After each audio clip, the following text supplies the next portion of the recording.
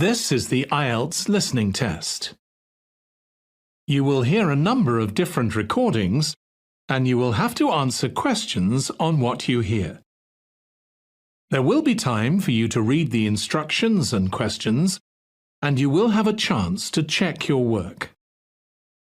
All the recordings will be played once only. The test is in 4 parts. At the end of the test, you will be given 10 minutes to transfer your answers to the answer sheet. Now turn to Part 1. You will hear a conversation between a tax office employee and a woman who wants to apply for a tax number. First, you have some time to look at questions 1 to 4.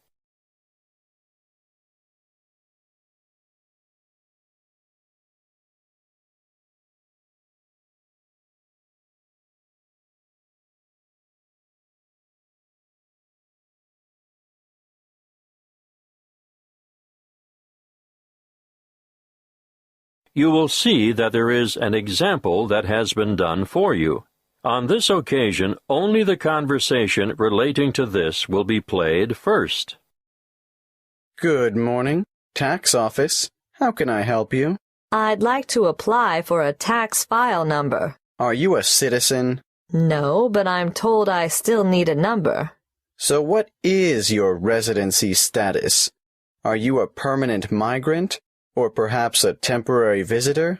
Oh, I'm a permanent migrant. The applicant is a permanent migrant, so the letter C has been circled. Now we shall begin. You should answer the questions as you listen, because you will not hear the recording a second time. Listen carefully and answer questions 1 to 4. Good morning, tax office. How can I help you? I'd like to apply for a tax file number. Are you a citizen? No, but I'm told I still need a number. So what is your residency status? Are you a permanent migrant, or perhaps a temporary visitor? Oh, I'm a permanent migrant. And you need a TFN? A what? A TFN. It stands for tax file number. Yes, what is that exactly? It's a unique number we issue to individuals and organizations to help administer tax collection and other government systems. Why do I need one? In actual fact, you don't. What do you mean? It's not compulsory, you know. But I should get one? Well, it's a good idea. Otherwise, you'll have more tax withheld from your wages or salary. In fact, you won't be eligible to participate in the PAYE, that's pay-as-you-earn system, and you couldn't apply for income support or other benefits. You wouldn't have to pay the Medicare levy, but then you wouldn't be entitled to claim Medicare benefits either. I'd better have one then.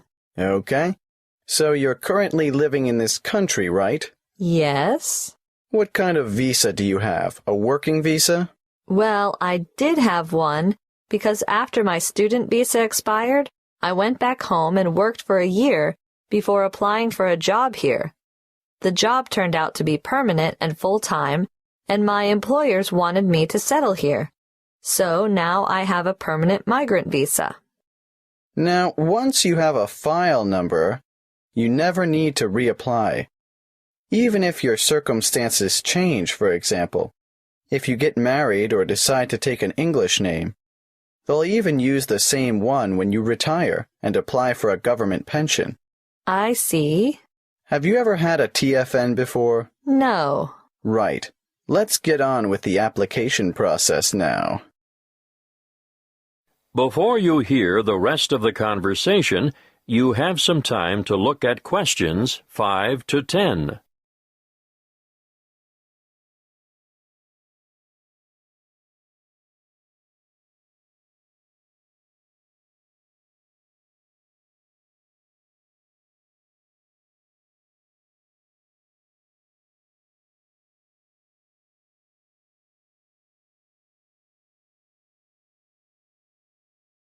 Now listen and answer questions 5 to 10. What is your passport or travel document number? Oh, just a moment. I have it here. JGW 1100536. Where do you come from? I came from Greece. Is that your country of origin? Yes, I came from Greece. Are you Greek? Do you have a Greek passport? No, I was born in Spain. I have a Spanish passport, but I've been living in Greece. And where do you live now? Where will the department send your TFN? That's 1339 Harbor Drive, Hollywell. Postcode? 1517. Thank you. Now, what's the best way to get in touch with you? By phone, you can ring my landline number, 0955775076. I'm sorry, I haven't got a cell phone at the moment. I see. Can you give me the details of someone else we could contact if we can't get you during office hours? That would be my landlady, What's her name? Martha Pierce. Is that Pierce, P-I-E-R-C-E? No, it's P-E-A-R-C-E. And her number is? The same as the one I gave you. Yes, I've got that. Now, for some more personal details, what title do you use? Excuse me? Are you Mrs., Miss, or Ms.? I'm not married. Put me down as Miss. All right. What's your surname? Farina. What's your first name? Maria. Do you have a second or middle name? Well, two, actually. What are they? Rosa Anna. I'm guessing Farina is your maiden name, since you haven't been married. But are you known by any other names? Farina is my only surname, but people call me Mary. As a first name? Yes. When were you born, Mary? Can you give it to me in the following order? Day, month, and year? The 15th of November, 1983. You're obviously female, so that brings me to the last question, which I don't really need to ask. What's that? Your husband's name. I don't have one. I know, so I'll just write down N.A. for not applicable. Thank you. That is the end of part 1. You now have half a minute to check your answers.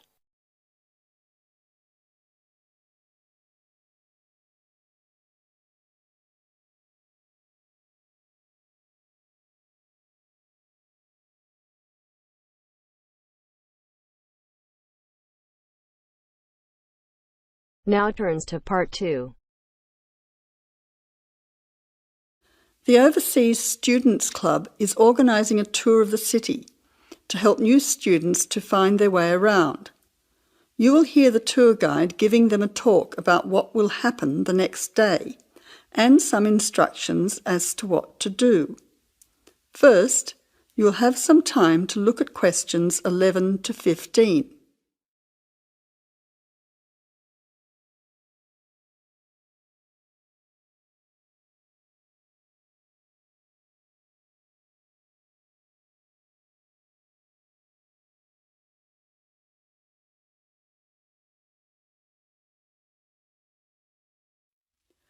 Now listen carefully to the first part of the talk and answer questions 11 to 15.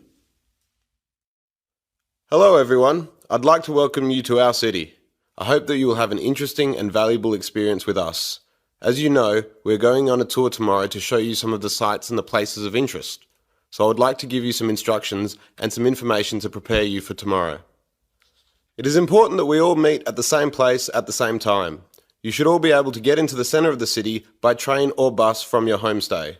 We want to start our tour at 10 a.m, so you'll have to make sure that you leave home around 9:15 in time to arrive for us to start the tour at 10. If you are late, we will not be able to wait more than a few minutes, so I suggest that you take your mobile phone and have my number just in case. My number is 0482 557369. I will just repeat that so you can get it. 0482 557369. You can see Ms. Parker after the talk if you do not have her number, and she will be happy to provide it. It's good to have both our numbers just in case. Oh, and another thing, it is better to buy a one-way ticket because the tour will last for 3 hours and a return ticket lasts only for 2 hours. Before the final part of the talk, you now have 20 seconds to look at questions 16 to 20.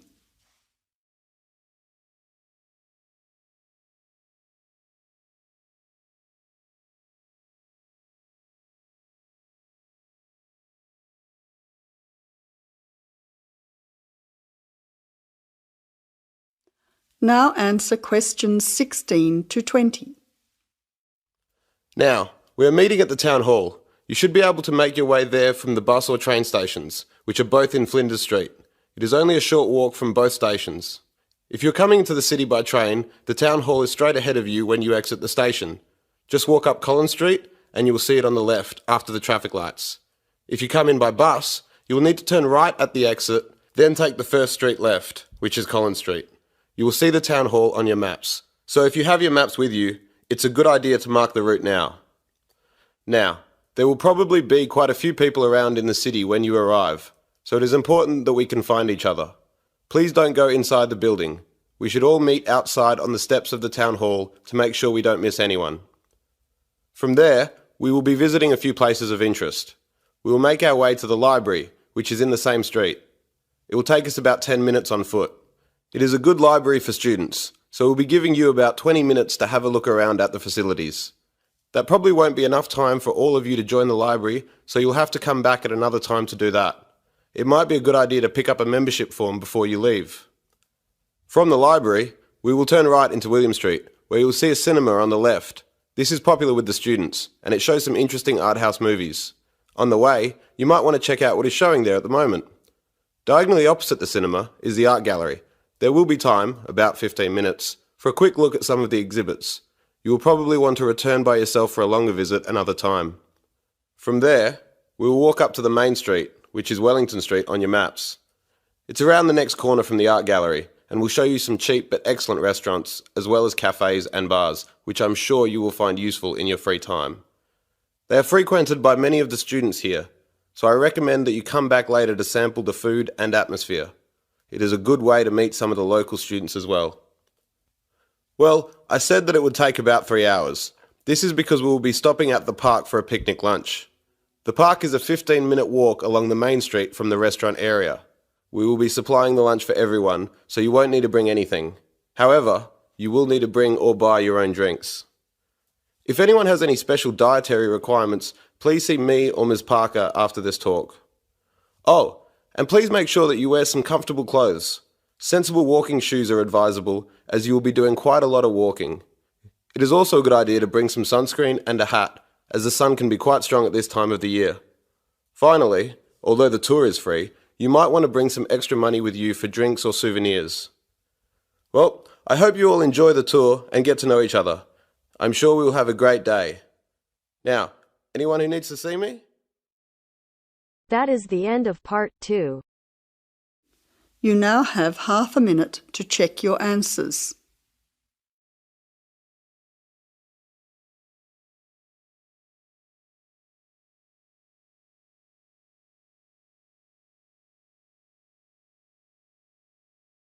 Now turns to part 3. Part 3. You'll hear a lecturer talking to students about sport in Ireland. First, look at questions 21 to 23.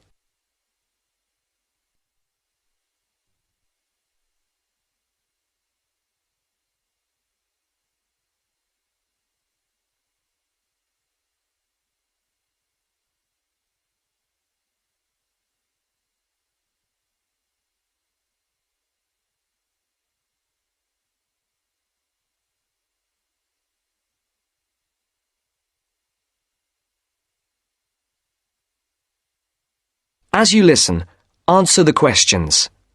Now, today we're going to be finding out about the most popular sports in the Emerald Isle. That's Ireland, of course. Can you guess what they are? Well, there are these two lesser played games, a form of rounders and Gaelic handball. But we'll start with one which is perhaps over 3,000 years old, arriving in Ireland with the Celts, some claim. That may be a slight exaggeration, but I consider it to be the fastest field game in the world, and it goes by the name of hurling.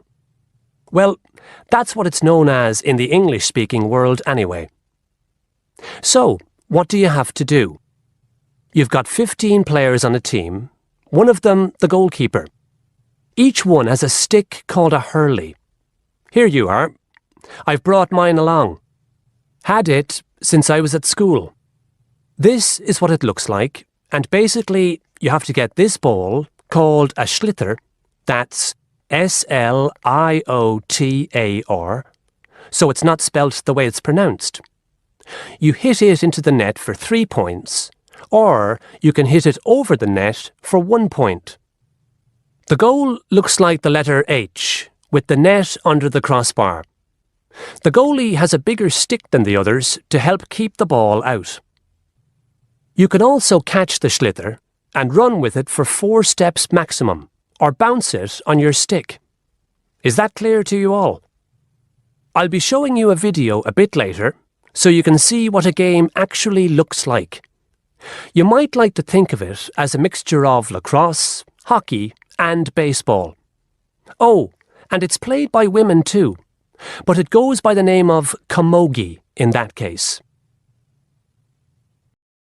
Before the conversation continues, look at questions 24 to 30.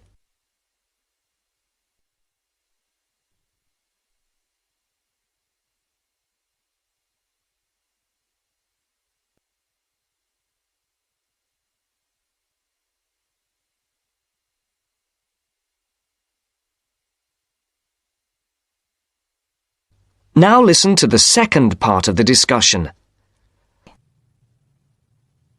I'll give you a bit of the history, shall I now?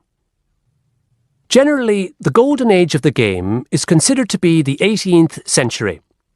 But systematic rules were first agreed and drawn up at that great shrine of learning, Trinity College Dublin, in 1879, founding the Irish Hurling Union, closely followed just a few years later by the formation of the Gaelic Athletics Association.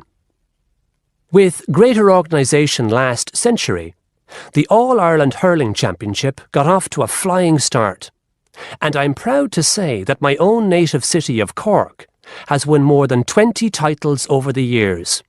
But then, so have Kilkenny and Tipperary. Is it only played in Ireland? No. Well, it is the only country with a national team at the moment, but you may be surprised to discover there are hurling clubs in London, as well as in America and Argentina, to name just a few. The other game I'd like to take a little time to introduce you to is Gaelic football, which is played on the same pitch as hurling with the same number of players, but there's no net. You just have to get the ball over your opponent's goalposts, and you can do that by kicking or punching the ball. However, you're not supposed to do that to the players, I might add. Imagine it as a combination of soccer and basketball, but in my opinion, it's a more exciting spectacle than either of those. Excuse my bias, if you will. It's also very popular with women. In fact, there are more women's teams than for any other sport, whether despite